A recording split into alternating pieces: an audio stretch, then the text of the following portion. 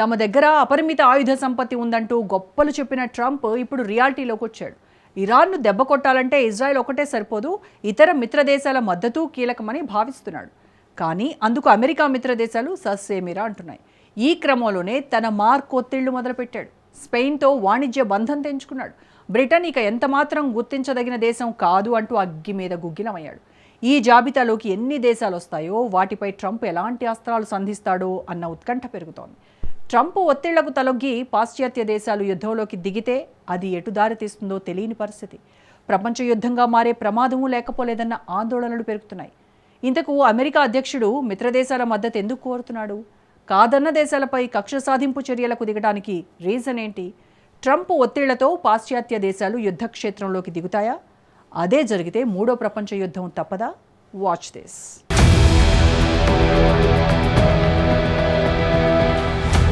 Middle east యుద్ధం, ట్రంప్కు shock ఇచ్చిన మిత్రదేశాలు.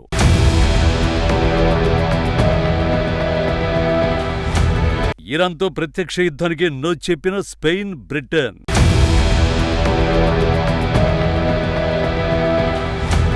కాదన్న దేశాలపై కక్ష సాధింపు చర్యలకు దిగుతున్న Trump. Spain has absolutely nothing that we need other than great people. They have great people, but they don't have great leadership.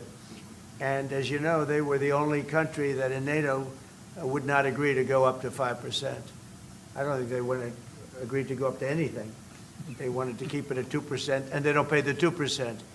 So we're going to cut off all trade with Spain. We don't want anything to do with Spain.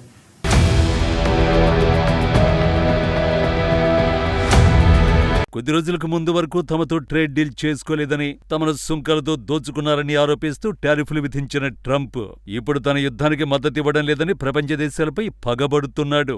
America మిత్రదేశం Spain విషయంలో అదే చేశాడు.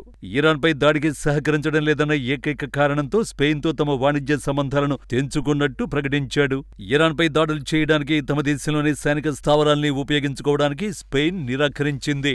ఈ నేపథ్యంలోనే స్పెయిన్తో అన్ని రకాల వాణిజ్య సంబంధాలను నిలిపేస్తున్నట్లు Trump ప్రకటించాడు. స్పెయిన్ ప్రవర్తన దారుణంగా ఉంది, మాకు వారి నుంచి ఏమీ అవసరం లేదు అని వ్యాఖ్యానించాడు. ఈ వ్యవహారంలో అసలు స్పెయిన్ తప్పు లేదు. ఆ దేశం ఐక్యరాజ్య సమితి నిబంధనలకు విరుద్ధంగా జరిగే దాడులకు తమ భూభాగాన్ని అనుమతించబోమని స్పష్టం చేసింది. కథ ఇక్కడితో అయిపోలేదు.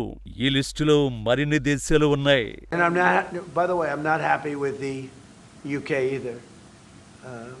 That island that you read about, the lease, okay, he made it for whatever reason, he made a lease of the island. Somebody came and took it away from him. And it's taken 3-4 days for us to work out where we can land there. It would have been much more convenient landing there as opposed to flying many extra hours.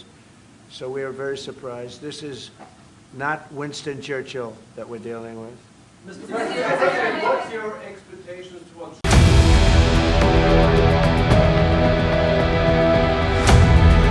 ఇది బ్రిటన్పై Trump comment. ఇరాన్పై జరుపుతున్న దాడిలో తాము భాగస్వామి కామని అమెరికాకు తేల్చి చెప్పారు Keir Starmer. పశ్చిమాసియాలో శాంతి నెలకొనాలంటే చర్చల ద్వారా సమస్యను పరిష్కరించుకోవడం ఒక్కటే మార్గమని తాను భావిస్తున్నానని, అలాగే ఇరాన్ తన అణ్వస్త్ర ఆకాంక్షలను విరమించుకోవాలని బ్రిటన్ ప్రధాని హౌస్ ఆఫ్ కామన్స్ లో చెప్పారు. ఈ నేపథ్యంలోనే బ్రిటన్ ప్రధాని ముస్లిం ఓటర్లను ప్రసన్నం చేసుకునేందుకే ఈ నిర్ణయం తీసుకున్నారని అమెరికా అధ్యక్షుడు ఆరోపించాడు. బ్రిటన్ ఇకపై గుర్తించదగిన దేశం కాదు. స్టార్మర్ కేవలం ముస్లిం ఓటర్లను ప్రసన్నం చేసుకునేందుకు పాకులాడుతున్నారు. ఆయన మాకు ఏమాత్రం సహకరించలేదు. బ్రిటన్ నుంచి మాకు ఇలాంటి పరిస్థితి ఎదురవుతుందని నేనెప్పుడూ ఊహించలేదు. మేం బ్రిటన్ చాలా ప్రేమిస్తాం, కానీ ఇలా జరుగుతుందనుకోలేదంటూ అగ్గి మీద గుగ్గిలమయ్యాడు. దీనికి స్టార్మర్ కూడా అదే స్థాయిలో బదులిచ్చాడు. బ్రిటన్ ప్రయోజనాల దృష్ట్యా ఏది సరైనదో దాన్నే నిర్ణయించడం తన బాధ్యత అన్నారు. అందుకే ఇరాన్పై దాడి చేయకూడదనే నిర్ణయానికి తాను కట్టుబడి ఉన్నట్లు స్పష్టం చేశారు.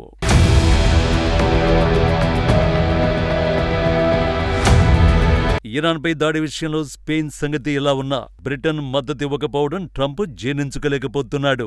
ఎందుకంటే ఇరాన్పై యుద్ధంలో బ్రిటన్ మద్దతు అగ్రరాజ్యానికి చాలా కీలకం. అమెరికా తమ దాడుల కోసం బ్రిటిష్ స్థావరాల్ని ఉపయోగించుకోవడానికి అనుమతి కోరినట్లు ప్రధాని స్టార్మర్ కూడా ధృవీకరించారు.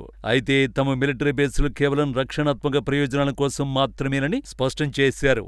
ఇరాన్ క్షిపణులు సామాన్యులను, తమ పౌరులను చంపకుండా, తమ మిత్రదేశాల్లో విధ్వంసాన్ని సృష్టించకుండా ఆపే శక్తి, సామర్థ్యాలు అమెరికా వద్ద ఉన్నాయని, అందుకే బ్రిటిష్ స్థావరాల వినియోగాన్ని కేవలం రక్షణాత్మక చర్యలకే పరిమితం చేశామని వివరించారు. కానీ ఈ యుద్ధం సుదీర్ఘంగా కొనసాగితే బ్రిటన్ స్థావరాలు అమెరికాకు అవసరమవుతాయి. ముఖ్యంగా హిందూ మహాసముద్రంలోని joint military base Diego Garcia చాలా కీలకమవుతుంది.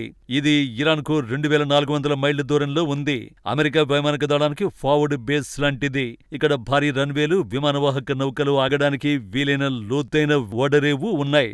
ఇరాన్పై సుదీర్ఘకాలం పాటు దాడులు కొనసాగించాలంటే అమెరికాకు ఇది అత్యంత అనుకూలమైన ప్రదేశం. పైగా ఈ స్థావరాన్ని ఇరాన్ టచ్ చేయలేదు.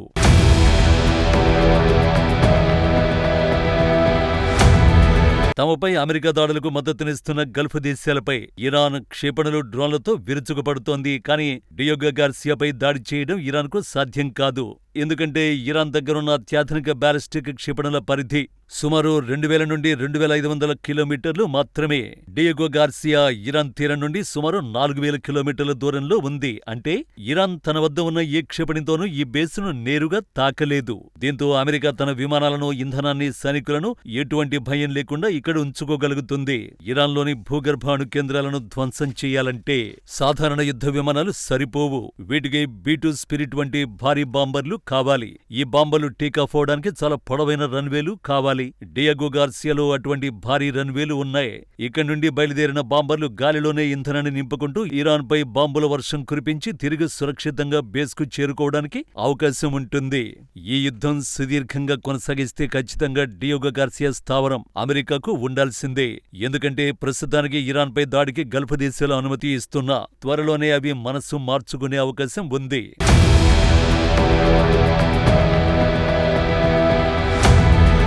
ఇరాన్పై దాడులకు గల్ఫ్ దేశాల్లోని స్థావరాలను ఉపయోగించుకుంటోంది అమెరికా.